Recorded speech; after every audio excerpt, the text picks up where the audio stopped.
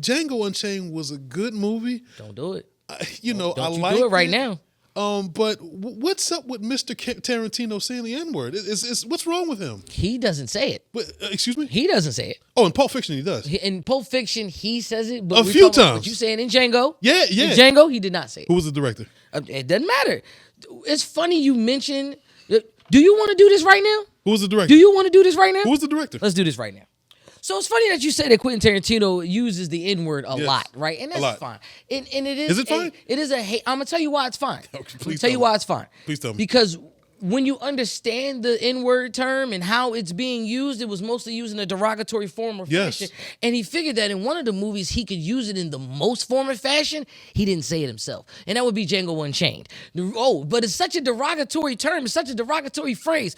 But when you watch Django Unchained, the first thing you think about is, I hope this nigga kill everybody in this movie. And guess what? Yeah. He do.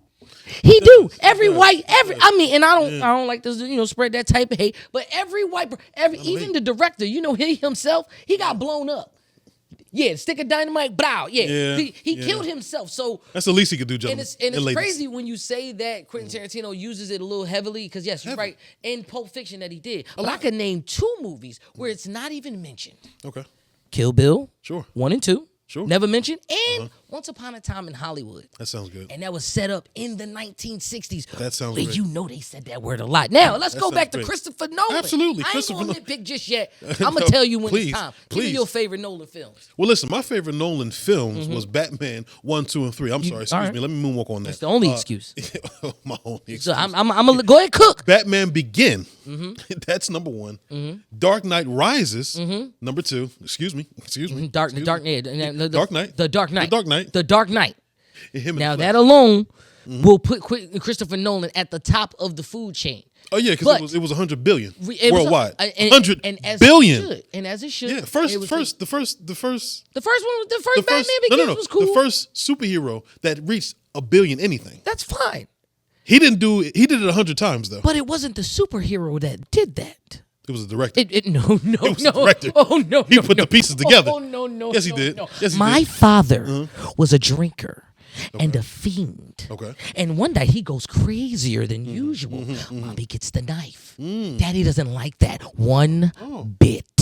Are you talking about Christopher? You talking about Christopher Nolan? Did Christopher Nolan tell Heath Ledger to convey that? No. Do you know how I got these scars on my face? Come on, man. The Dark Knight is the reason why it is what it is because of rest in peace.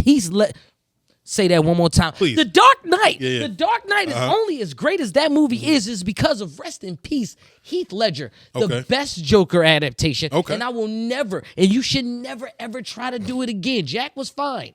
We're not going to talk about Jared. But Joker in that, the bank heist in Dark Knight, fire. My bad. But I just wanted to throw that out absolutely, there. Absolutely. It wasn't Chris No. It wasn't Chris No. It was Heath Ledger. No, it was. That definitely set that tone. Hey, listen, when the choir sounds good, that's the choir director.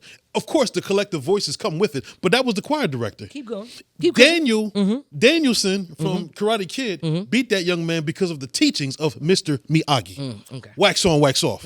The teacher. I keep the teacher. Keep cooking. The director put the pieces into place. Hey, Heath Ledger, I need you to do your thing. Because he understood his greatness.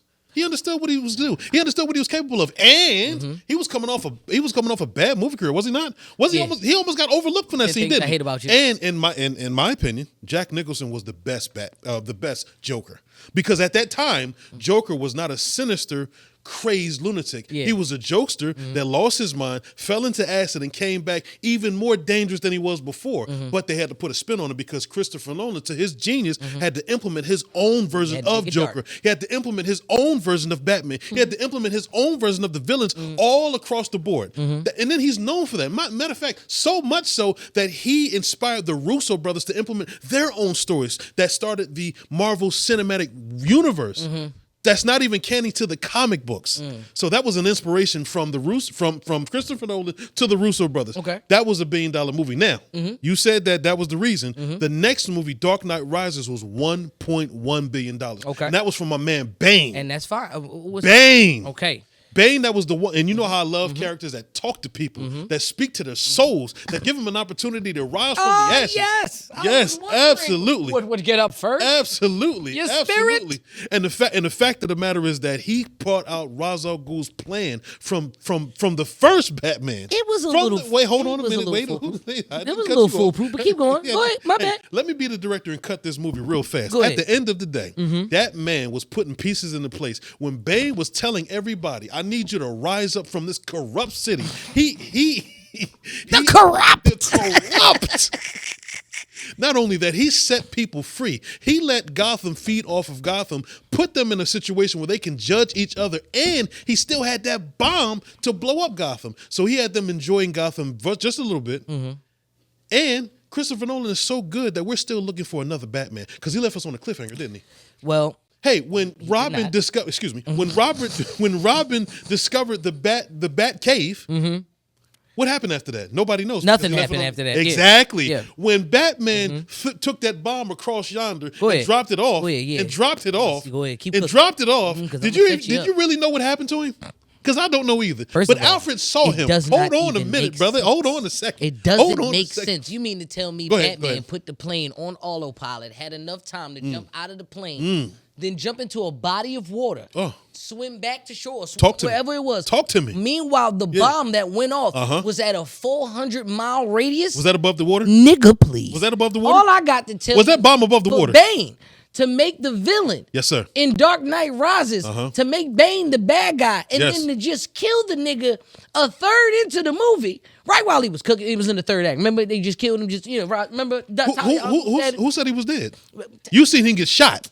You seen him get shot. You didn't see him die. Anyway, only person you seen pass away was Ra's al Ghul's daughter. Listen, the only thing you seen that in the truck. Only thing that we could talk about. Don't you play with Christopher Nolan. That's okay. Don't you mess with Christopher Nolan. Go ahead. Give me another one of your damn Christopher Nolan.